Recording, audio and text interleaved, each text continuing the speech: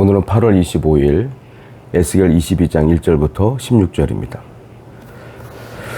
또 여호와의 말씀이 내게 임하이르되 인자야 네가 심판하려느냐 피 흘린 성읍을 심판하려느냐 그리하려거든 자기의 모든 가증한 일을 그들이 알게 하라.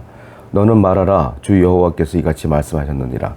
자기 가운데 피를 흘려 벌 받을 때가 이르게 하며 우상을 만들어 스스로 더럽히는 성아, 네가 흘린 피로 말미암아 죄가 있고 네가 만든 우상으로 말미암아 스스로 더럽혔으니 네 날이 가까웠고 네 연한이 찼도다.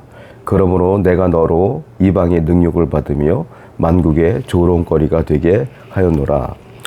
오늘 말씀 보면 하나님께서 개개인을 얘기하는 것이 아니라 이스라엘 예루살렘 공동체 자체를 얘기하고 있어요.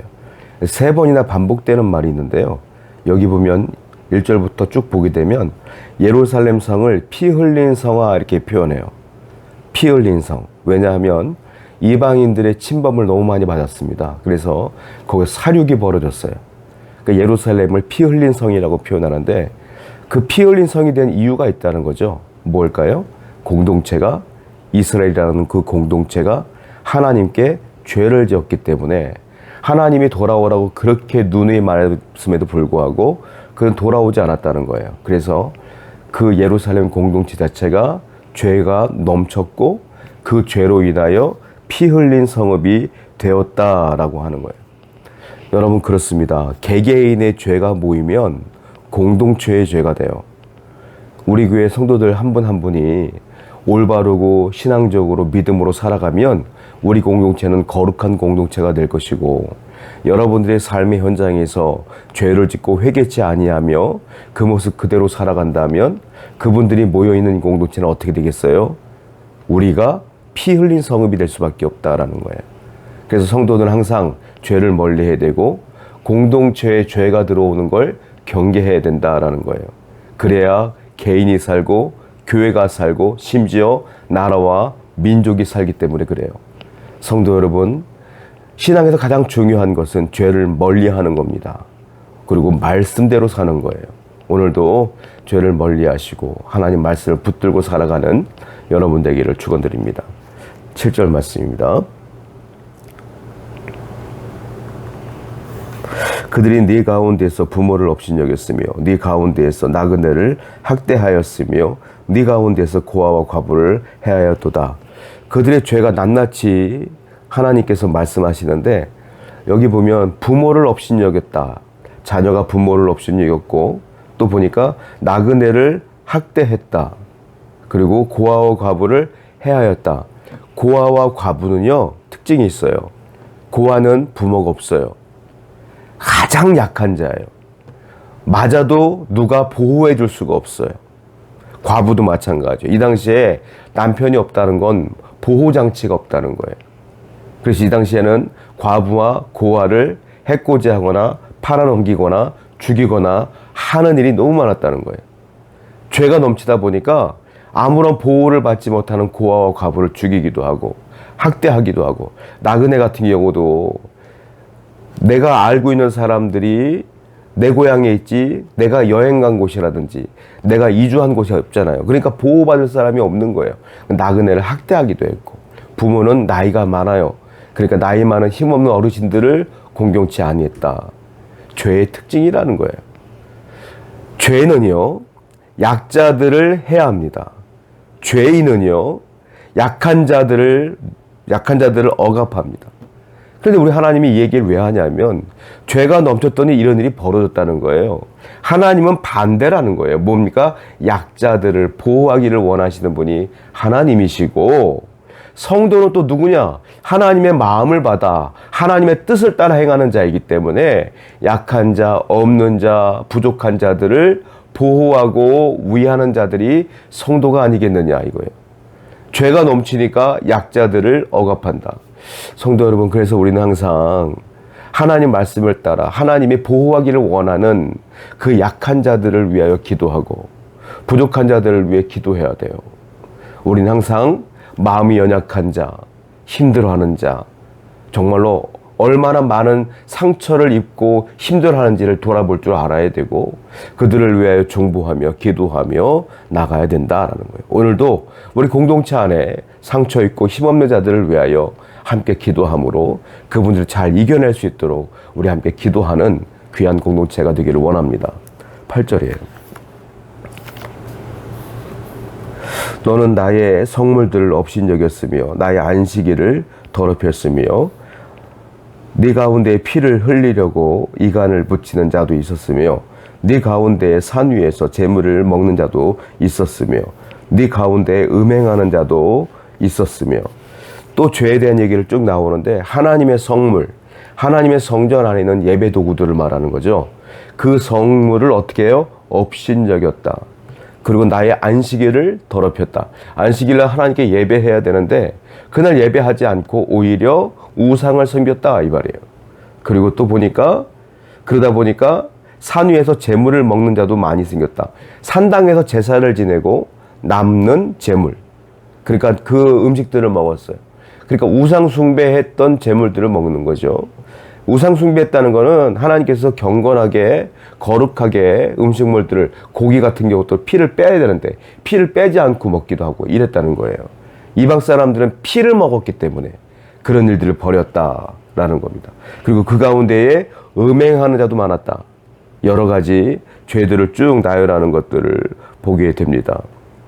이게 무슨 말이냐면 이 죄가 드러난 이유가 뭐냐면, 자, 성물을 업신여기고 안식일을 더럽혔다는 건 예배하지 않았다는 거예요. 하나님께 제사할 성물들을, 또한 제사해야 될 날 안식일을 그들이 더럽혔다는 건 예배하지 않았고 이방신을 섬겼기 때문이다.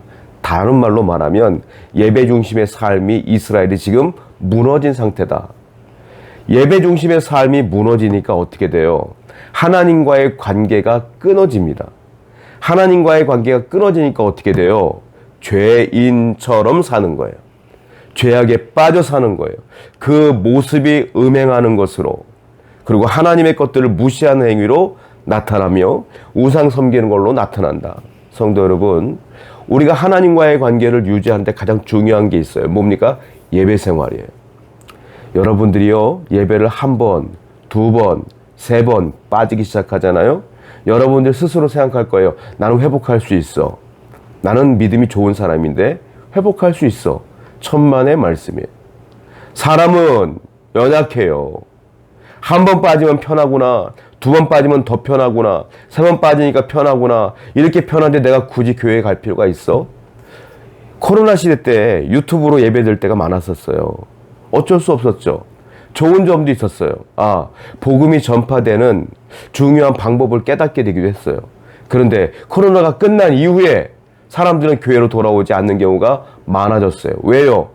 이렇게 편한 게 있었는데, 다 방송해 주는데 내가 굳이 가야 되나? 예배 생활이 무너지는 거예요. 편한 거 찾다 보면 예배 생활이 무너져. 예배 생활이 무너지면 하나님의 것들을 업신여기게 되고 하나님과의 관계가 단절되어지고, 그리고 죄 가운데 머물게 된다 이거예요. 오늘도 우리가 예배 생활에 최선을 다하고 예배 중심의 삶이 무너지지 않는 여러분 되기를 축원드립니다. 10절 말씀이에요. 네 가운데 자기 아버지의 하체를 드러내는 자도 있었으며 네 가운데 월경하는 부정한 여인과 관계하는 자도 있었으며 어떤 사람은 이웃의 아내와 가증한 일을 행하였으며 어떤 사람은 그의 며느리를 더럽혀 음행하였으며 네 가운데 어떤 사람은 그 자매 곧 아버지의 딸과 관계하였으며. 정말로 이 부분은 제가 읽으면서도 읽기 싫어요. 너무너무 추악한 죄들이 드러나는 거예요. 10절과 11절은 성적인 죄가 드러나는 건데, 근친상간, 불륜, 정말 입에 담기도 싫은, 담기도 버거운 그런 일들이 쭉 벌어졌다는 거예요. 이게 이 당시에 만연했다는 거예요. 왜? 예배가 무너지니까, 하나님과의 관계가 무너지니까 죄가 넘쳐요. 그러다 보니까 말씀을 기준으로 삼아 사는 것이 아니라 다른 사람들이 다 그렇게 사네. 세상의 기준으로 삶을 살아요. 하나님의 뜻을 따라 기도하면서 움직이는 것이 아니라 자기 소견대로 내가 하고 싶은 대로 사는 거야. 그러니까 어떻게 돼요? 사회가 무너지고 영적인 문제들이 완전히 무너지는 것을 보게 돼요. 이건 뭘까요? 선택의 문제예요. 뭐예요? 맨 처음에 하나님만 선택했어야 돼. 하나님을 선택하지 않고 우상을 선택하고 세상을 선택했더니 어떤 일이 벌어졌어요? 거룩과 타락, 거룩과 쾌감. 이 중에서 사람들은 거룩을 버리고 쾌감과 타락과 쾌락을 쫓기 시작했다. 선택의 문제. 그래서 사회가 무너지고 이스라엘의 공동체가 무너지고 개인이 무너지는 거예요. 여러분들은 지금 어떤 선택을 하고 사십니까? 성도는 항상 거룩함을 선택하셔야 돼요. 말씀을 기준으로 사셔야 돼요.